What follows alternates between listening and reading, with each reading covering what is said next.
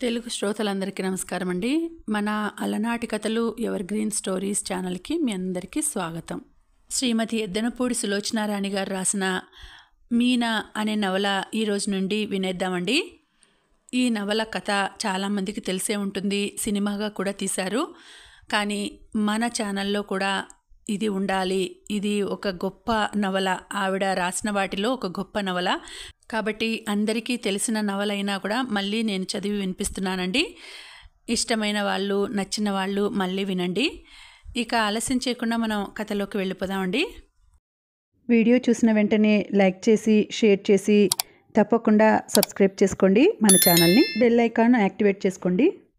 2 గంటల పాటు అవిరామంగా సుదీర్ఘంగా ఆలోచించిన నేను చివరికి ఒక నిశ్చయానికి వచ్చాను. ఏమైనా సరే అమ్మని అడిగి తీరుతాను, వెంట తీసుకువెళ్ళమని పట్టుబట్టి తీరుతాను, అవసరమైతే ఏడవను కూడా ఏడుస్తాను అనుకుంటూ లేచి నా గదిలోంచి సరాసరి అమ్మ గదిలోకి వెళ్ళాను.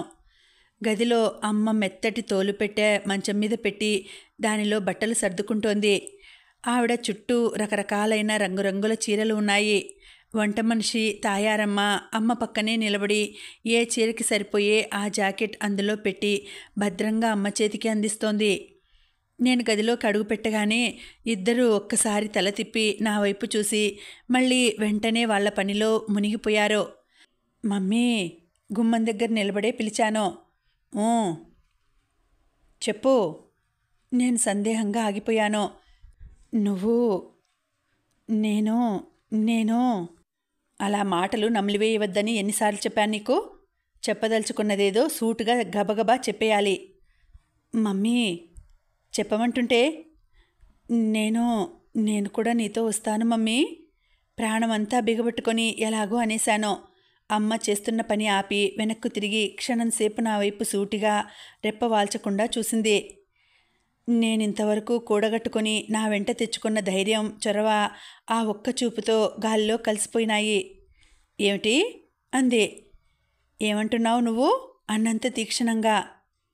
నేను కూడా నీతో వస్తాను, ఇక్కడ నాకేం తోచదు. చీర కొంగు వేళ్లతో లాక్కుంటూ నసిగాను. తోచదా? నువ్వు కూడా నాతో వస్తావా? నమ్మలేనట్టు చూస్తూ అడిగింది.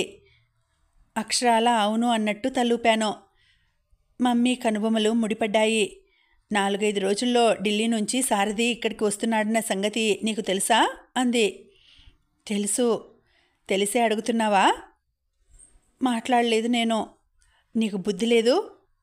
సింపుల్గా ఫ్యాక్ట్ చెబుతున్నట్టుగా అంది. నాకు డార్జిలింగ్ చూడాలని ఉంది, కుంటిగా అన్నాను. అమ్మ కళ్ళల్లో నా మనసులోని భావం ఇట్టే గ్రహించేసిన ఆలోచన తళుక్కుమంది. నీకంత చూడాలని ఉంటే పెళ్ళి అయిపోగానే సరాసరి ముందు డార్జిలింగే తీసుకెళ్ళమని సారథికి చెప్తాలే అంది అమ్మ పరిహాసంగా. అమ్మ ఆశించినట్టు నాకు సిగ్గు గాని సంతోషం గాని కలగలేదు. సారథి వస్తుంటే తాయారమ్మ ఉందిగా, ఇక్కడ నేనుండి మాత్రం చేసేదేముంది అన్నాను మొండిగా. నేనన్న మాటల్లో అపహాస్యం ఏముందో ఏమో అమ్మ తాయారమ్మ ముఖముఖాలు చూసుకున్నారు. ఈ ఒక్కసారి వస్తాను, ఇంకెప్పుడు అడగనులే అంటూ వాగ్దానం చేశాను. అమ్మ నా వైపు రెప్పవాల్చకుండా చూసింది. ఆవిడ ముఖంలో నవ్వు ఎగిరిపోయింది. ఇలారా అంది. నేను దూరంగా నిలబడి ఉన్నాను. రా దగ్గరికి. మెల్లగా భయపడుతూ అడుగులో అడుగు వేసుకుంటూ దగ్గరగా వెళ్ళాను. ముఖం ఎత్తాను. నేనొక మాట చెబుతాను, వింటావా? వింటానన్నట్టు తలూపాను. అమ్మ నా చెయ్యి పట్టుకుంది. నా కళ్ళల్లోకి సూటిగా చూస్తూ అంది. నీకు వయసు వచ్చింది, బుద్ధి తెలిసింది, పెద్దదానివయ్యావు. ఇదివరకులా నిన్ను ఓ చెంపదెబ్బ వేసి నీ చేత పని చేయించే స్థితి దాటిపోయింది. ఒక విషయం 10 సార్లు చెప్పే అలవాటు నాకెప్పుడూ లేదని నీకు బాగా తెలుసు. తెలిసి కూడా ఇలా నన్నెందుకు విసిగిస్తున్నావు? సారథి వస్తున్నాడు, నువ్వు ఇక్కడ ఉండి తీరాలి. ఊరికే ఉండటం కాదు, ఆనందంగా హాయిగా సారథి మనసు ఆకర్షించుకునేలా ఉండాలి, తెలిసిందా? మాటలు చెప్పటం మృదువుగానే చెప్పినా వాటిలో ఉన్న తీవ్రమైన పదునుకి తట్టుకోలేకపోయిన నేను వెంటనే తెలిసింది అన్నట్టు తలూపాను. ఆ క్షణంలో నాకు నేనసలు ఈ గదిలోకి ఎందుకు వచ్చానా అనిపించింది. చప్పున ఏదో ఒక వంకతో అక్కడి నుంచి పారిపోతే బాగుండుననిపించింది. నేను నా గాడ్రేజ్ బీరువాలో చీరలని సర్దిపెట్టాను. వాటికి తగిన నగలు కూడా వాటిల్లో పెట్టాను. ఆ చీరలు కట్టుకొని ఆ నగలు పెట్టుకొని ముస్తాబు చేసుకో. హుషారుగా ఉండు, ఉసూరుమంటూ ఉండకు. అతన్ని నీ ఏడుపు ముఖంతో పిచ్చెక్కించి 3 రోజుల్లోనే పారిపోయేలా చేయకు. మంచి సంబంధం, మనకు మళ్ళీ జన్మలో అలాంటి అవకాశం రాదు. ఇప్పటికే ఇదేమైనా కాస్త బెడ్స్ కొడుతుందా అని మన అమ్మాయిల్ని ఇద్దాము అని 4-5 నక్కల్లా కాచుకొని కూర్చున్నారు. వెధవది, ఈ దరిద్రపు ప్రయాణం కూడా నాకిప్పుడే పడింది. అతడు వస్తాడని కనీసం 1-2 రోజుల ముందు తెలిసినా నేను దీన్ని క్యాన్సిల్ చేసి ఉండేదాన్ని. తప్పనిసరి అయిపోయింది అంటూ అమ్మ నా చెయ్యి వదిలేసింది. యుద్ధాన్ని గురించి సంధి చేయడానికి వచ్చి జరగదని, సంభవం కాదని తెలుసుకున్న మధ్యవర్తిలా ముఖం దించుకొని వెళ్ళిపోబోయాను నేను. ఇదిగో చూడు, వెనక నుంచి అమ్మ కేక వేసింది. ఆగాను, కానీ వెనక్కు తిరగలేదు. నేను తాయారమ్మకి అంతా వివరంగా చెప్పి వెళ్తున్నాను. నువ్వేం పిచ్చివేషాలు వేసినా నాకు తెలిసిపోతుంది. ఈ విషయంలో మాత్రం ఏ కాస్త అస్తవ్యస్తంగా జరిగినా క్షమించను నేను. ఇది నీ భవిష్యత్తుకి సంబంధించినది. ముందు ముందు ఒక రోజున అమ్మ ఎందుకింత గట్టిగా పట్టుబట్టిందో నీకే తెలుస్తుంది. ప్రయత్నం నాది, ఫలితం నీది అన్న సంగతి మర్చిపోకు. ఆ పైన ఇక వినాల్సిందేమీ లేదన్నట్టు నేను చటుక్కున్న గదిలోంచి యువతలకు వచ్చేశాను. సరాసరి నా గదిలోకి వచ్చి దబీమని తలుపులు మూసుకొని మంచం మీద కూలబడ్డాను. అమ్మ ముందు ఓడిపోయిన ప్రతిసారి ఏం జరిగిందో ఈసారి కూడా అదే జరిగింది. నా కళ్ళ నిండా గిర్రున నీళ్లు తిరిగాయి. ఏం చేయాలో తోచని విపత్కర స్థితి ఎదురైనప్పుడు గోళ్లు కొరకడం నాకు అలవాటు. ఇప్పుడు కూడా అదే చేయటం ప్రారంభించాను. నా చేత గోళ్లు కొరకడం మాన్పించాలని అమ్మ ఎంత ప్రయత్నించిందో దేవుడికే తెలుసు. పెన్సిల్ తీసుకుని చిన్నప్పుడు 4-5 సార్లు వేళ్ల మీద వాతలు తేలేట్టు కొట్టింది కూడా. అయినా సరే ఆ అలవాటు నాకు పోలేదు. నాకు తెలియకుండానే నేను చిటికెన వేలి గోరునో చూపుడు వేలి గోరునో నోట్లో పెట్టుకుని గంటలు గంటలు కూర్చోవటం బాగా అభ్యాసం అయిపోయింది. నలుగురిలో కూర్చోవాల్సి వచ్చినప్పుడు కానీ, ఒక్కదాన్ని కూర్చున్నప్పుడు కానీ నా ఈ అలవాటు నాకు తోడుగా హాయిగా అనిపిస్తుంది. గదిలో మంచం మీద నిస్సహాయంగా ఆశాభంగంతో కూర్చుని ఉన్న నాకు అమ్మ మీద చెప్పలేని ఆగ్రహంగా ఉంది. అది పేదవాడి కోపం, బలవంతుడి ముందు ఏం చేయలేని బలహీనుడి అసమర్థత, అధికుడి ముందు ఏమనలేక చాటున ఈసడించుకుని కసి తీర్చుకునే అల్పుల తక్కువ భావం. మా అమ్మ ఇప్పుడే కాదు, నేను పుట్టిన ఈ 22 సంవత్సరాలలోనూ నేను కోరినది జరిపించలేదు, అడిగినది ఇవ్వలేదు. అలా చేస్తే అతి గారాబం అయిపోయి అసలే మొండిదాన్ని అయిన నేను ఇంకా రణపెంకిగా తయారవుతానేమోనని ఆవిడ భయం. తానసలు ఇంత జగముండి అవడానికి కారణం అమ్మేనని నాన్న ఎప్పుడూ అంటూనే ఉంటారు. రాను రాను నాకు వయసు పెరిగి నేను పెద్దదాన్ని అయిన కొద్దీ అమ్మ చెప్పింది నేను కాదనటం, నేను చెప్పింది అమ్మ ఖండించటం బాగా అలవాటైపోయింది. మా ఇద్దరి మధ్య సృష్టికంతా అత్యంత మధురమైన తల్లి కూతుళ్ల బాంధవ్యం లేనే లేదు. ఎన్నో స్వతంత్ర భావాలు కల అమ్మ బయట ప్రపంచంలో ఎంతో సరళ హృదయురాలు అనిపించుకునే అమ్మ తనకి ఏకైక సంతానమైన నా విషయంలో ఇలా నియంతగా ఎందుకు ప్రవర్తిస్తుందో నాకు అర్థం కానే కాదు. మా అమ్మలాంటి వ్యక్తికి కూతురుగా పుట్టడం చాలా అదృష్టమని నా సాటి వాళ్ళంతా ఏకగ్రీవంగా అంటూ ఉంటే నాకది దూరపు కొండలు నునుపు అనే సామెతగా కనిపిస్తుంది. ఎన్ని సంవత్సరాలు గడిచినా, నేనెంత పెద్దగా పెరిగినా అమ్మకి నేను ఒక వయసు వచ్చిన వ్యక్తిగా, కొన్ని భావాలున్న మనిషిగా, నావి అన్న ఆలోచనలు అమలుపరుచుకోవాలనే తహతహ నాకున్నట్లుగా ఆవిడ గుర్తించదు. ఇప్పటికీ నాకేం తెలియదని, నేనొక వెర్రిబాగుల్దాన్నని అమ్మ ఉద్దేశం. ఆ ఉద్దేశం మార్చడానికి, ఖండించడానికి సమయం దొరికినప్పుడల్లా నేను స్పష్టంగా ఇలా చెబుతూనే ఉన్నా. ఆవిడ నమ్మకపోగా ఇంకా తన అభిప్రాయాన్ని బలపరుచుకోసాగింది. దీనికి కారణం అమ్మ నన్ను ఏదేదో చేయాలని, ఎంతో గొప్ప వ్యక్తిగా మలిచి ఫలానా వారి అమ్మాయి అని గుర్తింపబడేలా చేయాలని ప్రయత్నించి ఆశాభంగం పొందటమేనేమో. ఆ ఆశాభంగాలు ఒకటి కాదు, అనేకం ఉన్నాయి. వాటిల్లో మొట్టమొదటిది నన్ను డాన్సర్ చేయాలని ఆవిడ అనుకోవటం. అది నాకు వంట పట్టకపోవడం. నాకు 10-12 సంవత్సరాల వయసప్పుడు అమ్మ ఓ రోజు మధ్యాహ్నం వేళ మీనా ఇలా రామ్మా అంటూ పిలిచి అమ్మకెదురుగా అతి వినయంగా కూర్చుని ఉన్న ఒక వ్యక్తికి మా అమ్మాయండి అంటూ పరిచయం చేసింది. ఆయన్ని చూపిస్తూ నాకు వీరు డ్యాన్స్ మాస్టర్ గారు, రేపటి నుంచి నీకు డ్యాన్స్ నేర్పుతారు అంది. వచ్చిన ఆయన్ని నేను తీక్షణంగా చూశాను. గిరిజాల జుట్టు దిష్టిబొమ్మ కోసం కర్రపుల్లలకి తగిలించినట్టు వదులుగా వెళ్లాడే పైజామా లాల్చి, ముఖంలోంచి ముందుకు పొడుచుకు వచ్చినట్లు పొడుగ్గా బలంగా ఉన్న ముక్కు, ఆడవాళ్లలా కులికే శరీరం. ఇలా ఉన్న ఆ నాట్యాచారుణ్ణి చూసి చూడగానే నాకు ఆపుకోలేనంత నవ్వు వచ్చింది. ఆయన నాకు డాన్స్ నేర్పటం ప్రారంభించాడు. ఆ జుల్లపాల జుట్టేసుకొని ఆయన తకదిమితోం ధీం అని ఎగురుతుంటే నేను నవ్వు ఆపుకోలేక చచ్చిపోయేదాన్ని. అంతెత్తు మగాడు అలా కుప్పిగంతులు వేస్తున్నట్టు ఎగురుతుంటే నాకేమిటో మహా అసహ్యంగా ఉండేది.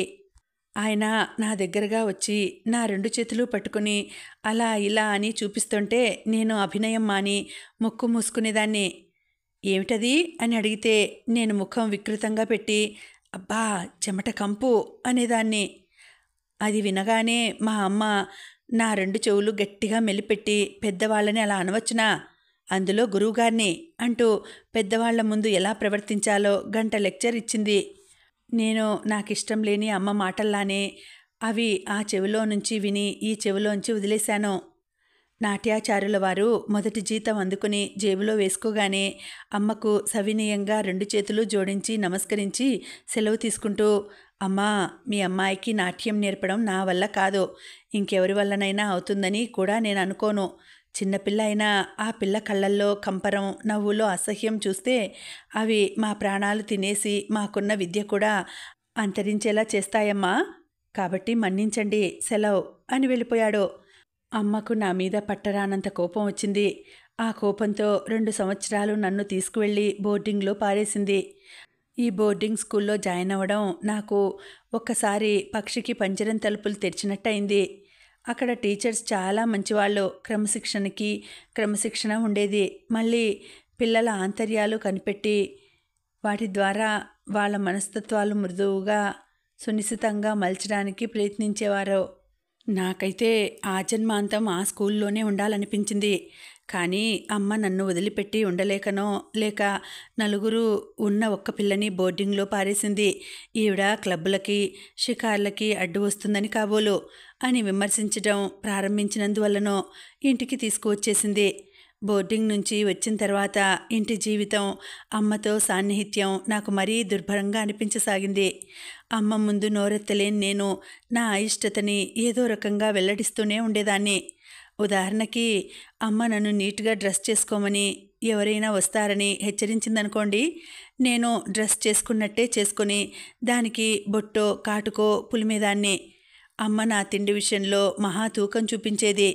నేనసలే మెత్తటి వంటిదాన్నని, నాన్నలా కాలుబారుదాన్ని అవటం వల్ల ఆ పొడుక్కి ఈ లావు వస్తే ఇట్టే వయసుగల దానిలా అయిపోతానని అమ్మ భయం.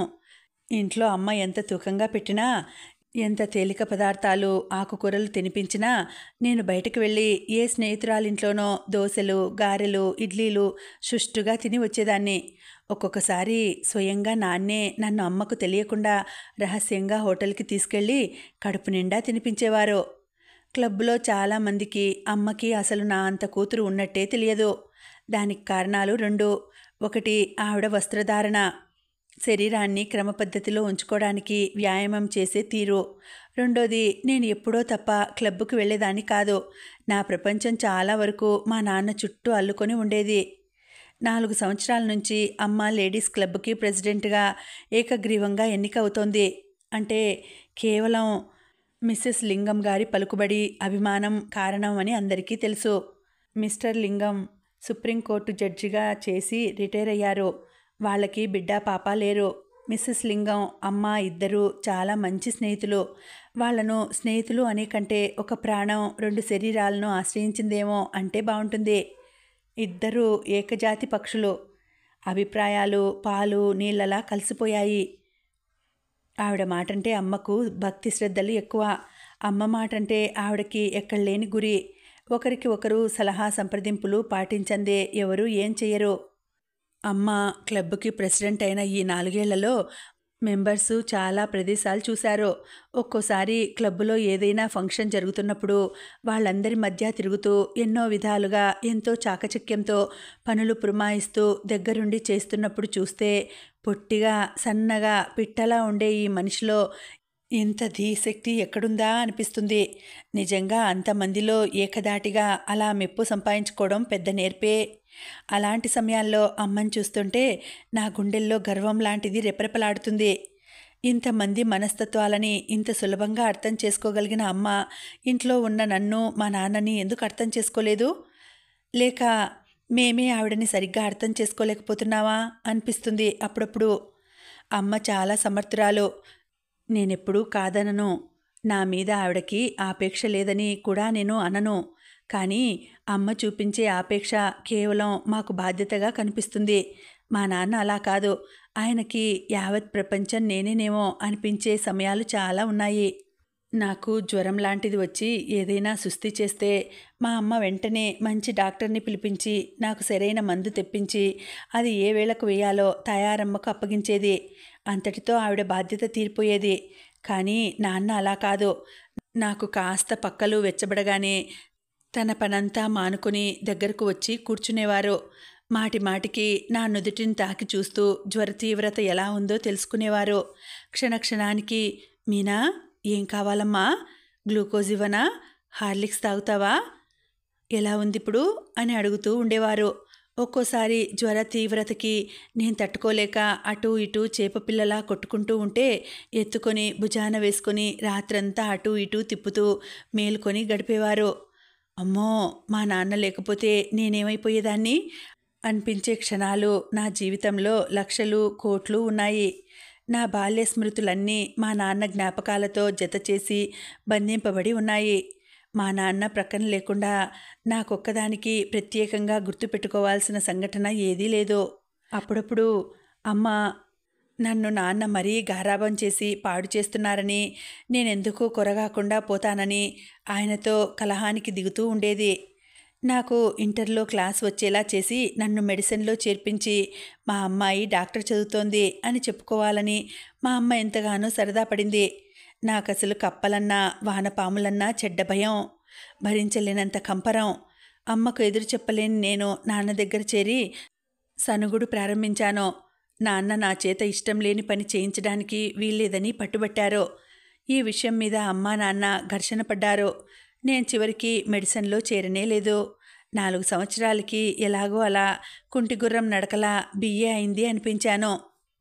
ఈ మధ్య అమ్మా నాన్నల మధ్య పోట్లాటలు చికాకులు బాగా తగ్గిపోయినాయి.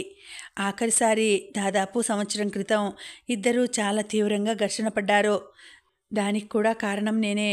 స్థానికంగా ఉన్న అమ్మ పరిచయస్తులు కొంతమంది మెడ్రాస్ నుంచి సినిమా ప్రొడ్యూసర్ని తీసుకువచ్చి అమ్మకు పరిచయం చేశారు. అతను నన్ను కూర్చోమని, నడవమని, అటు తిరగమని, ఇటు తిరగమని సంతలో పశువుని పరీక్షించినట్టు పరీక్షించి నేను సినిమాకి బాగా పనికి వస్తానని, నాకు ఉజ్వలమైన భవిష్యత్తు ఉందని, నా జీవితం ఇంద్రధనస్సులా కీర్తి ప్రతిష్టలతో మిలమిలా మెరిసిపోతుందని ఏమిటేమిటో చెప్పాడు. అమ్మ ముఖం ఆయన మాటలతో వికసించింది. నాకు బుద్ధి తెలిసిన తర్వాత మొట్టమొదటిసారిగా నా వైపు ఆపేక్షగా అపురూపంగా చూసింది. వచ్చిన ఆయనకి కృతజ్ఞతతో నమస్కరిస్తూ ఆయన వెళ్ళేటప్పుడు నన్ను సినిమాల్లో చేర్పించడానికి తప్పక మెడ్రాస్ పంపుతానని వాగ్దానం చేసింది. కన్న సంతానం గొప్పవారవుతుంటే ఏ కన్న తల్లి మాత్రం సంతోషించదు? అందులో మా అమ్మ నేనెందుకు పనికిరానని నా మీద అన్ని విధాల ఆశలకి నీళ్లు వదులుకున్న ఆవిడకిది కేవలం తన అదృష్టంగానే అనిపించింది. అన్ని విషయాలు మాట్లాడేసుకున్నారు. రేపు సాయంత్రం కాగితాల మీద ఒక్క సంతకాలు పెట్టడమే తరువాయి. ఆ సాయంత్రం కోర్టు నుంచి నాన్నగారు రాగానే అమ్మ తనే స్వయంగా కాఫీ తీసుకువెళ్ళింది.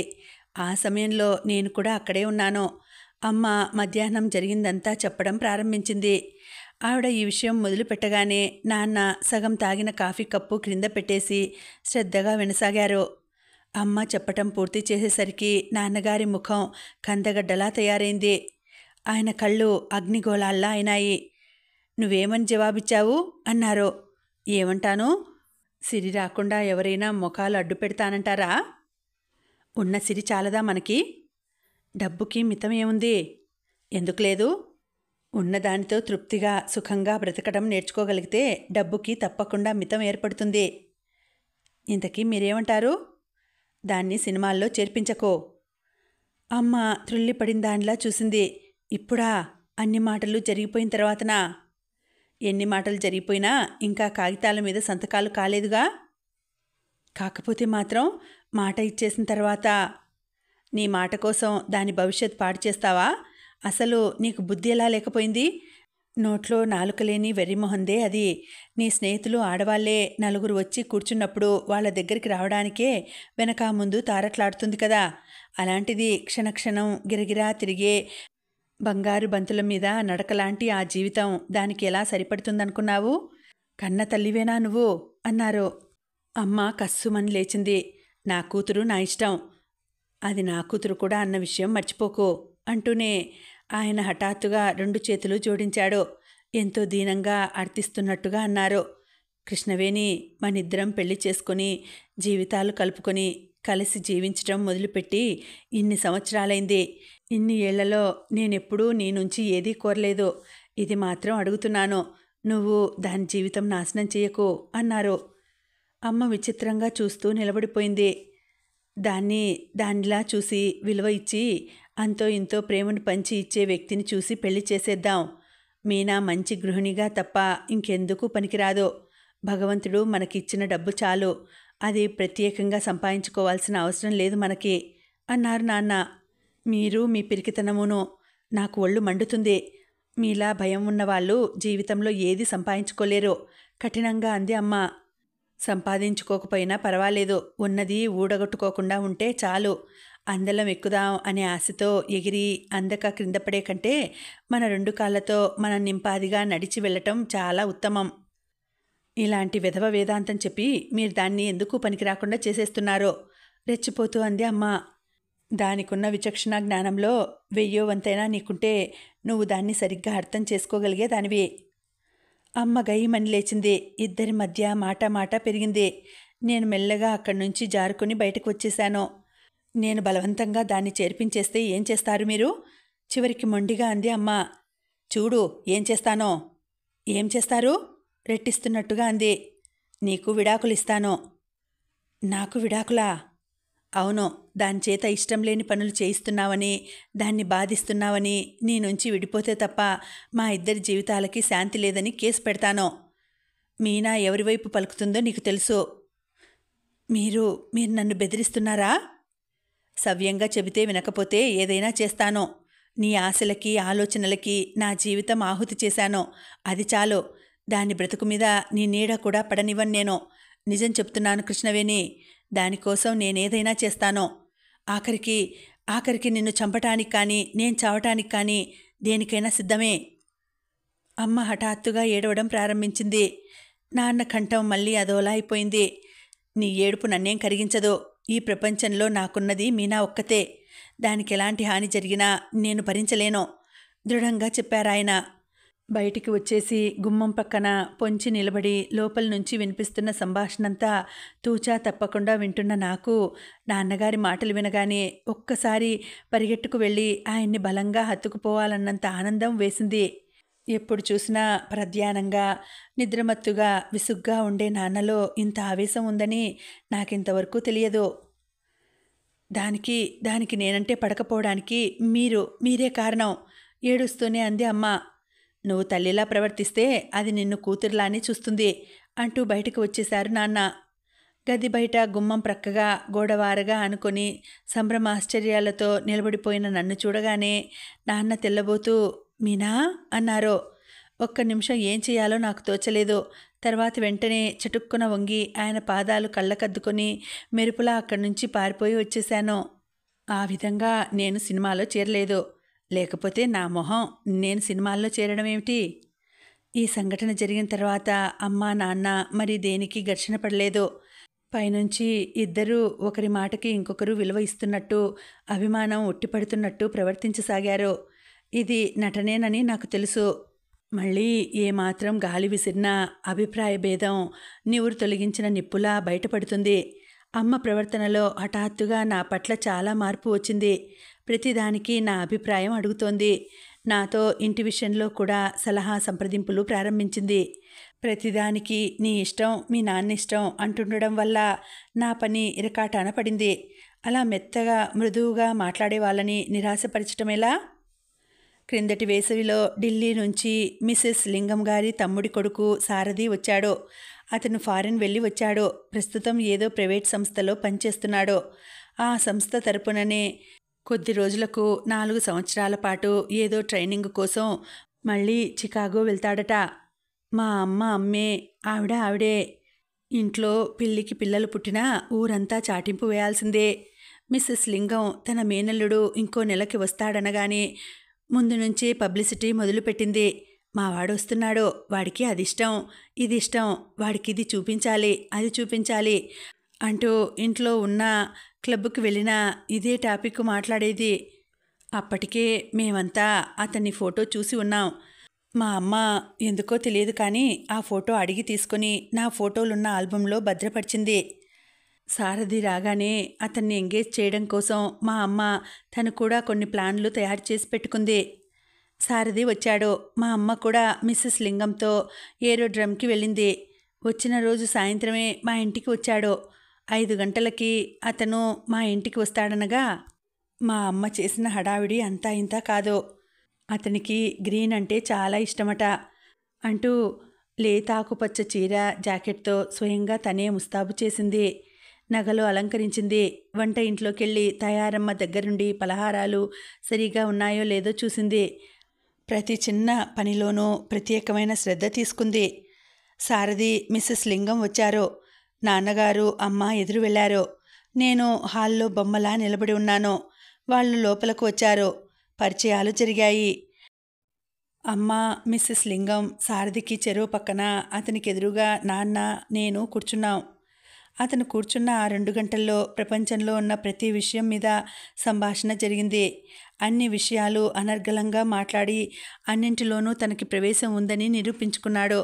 అతను ఏ సంభాషణ ఎత్తినా అమ్మ, మిస్సెస్ లింగం వెంటనే అందుకొని దాని లోతు రీతులు గురించి మాట్లాడారు. ప్రసంగం ఎక్కువగా వారి ముగ్గురి మధ్యనే నడిచింది. నాన్న అప్పుడప్పుడు మర్యాద కోసం 1 మాట్లాడారు.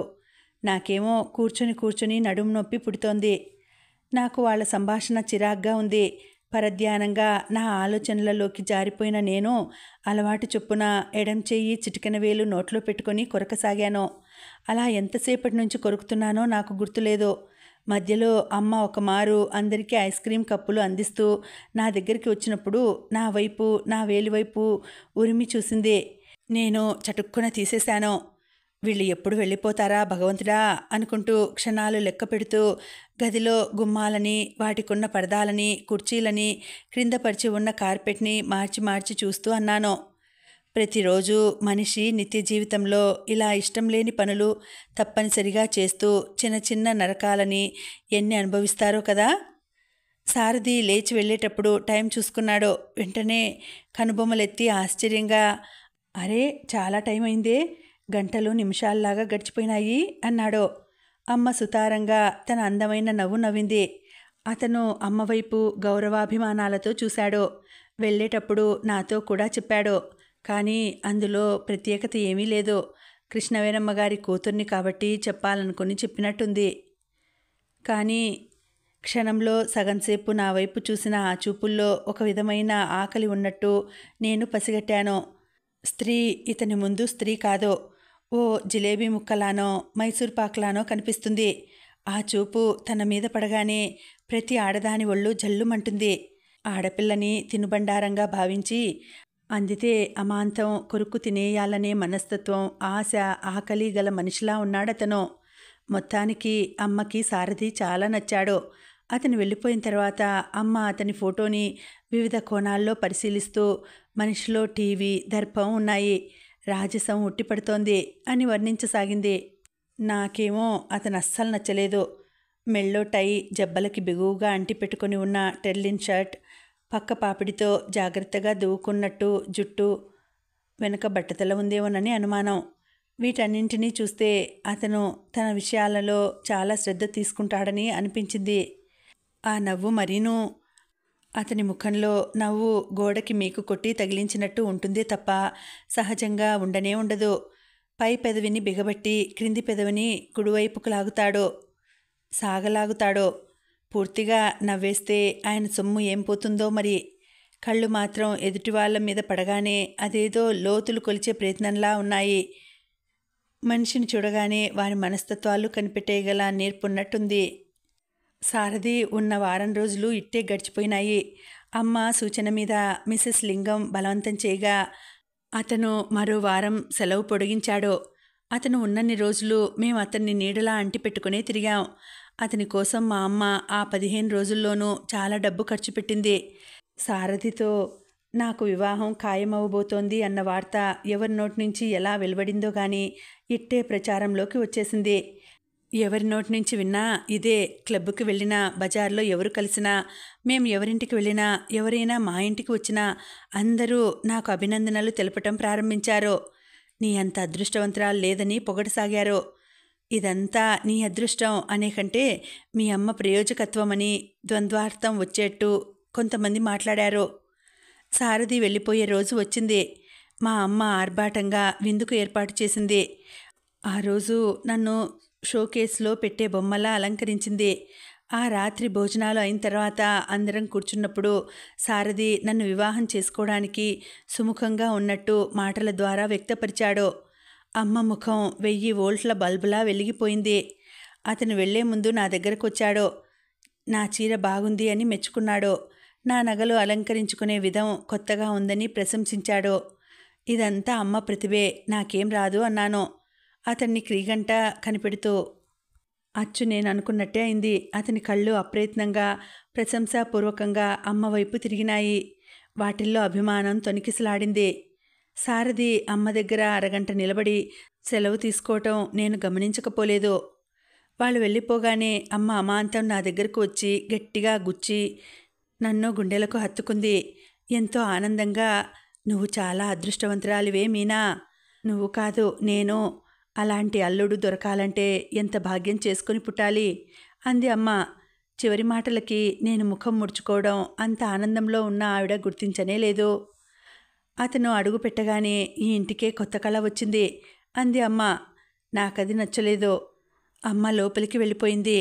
నేను చాలాసేపు అక్కడే నిలబడి ఉన్నాను. ఇంకా ఉందండి, కథ కొనసాగుతుంది. మళ్ళీ వచ్చే వీడియోలో తర్వాతి భాగం తెలుసుకుందామండి. అంతవరకు సెలవు. నమస్తే.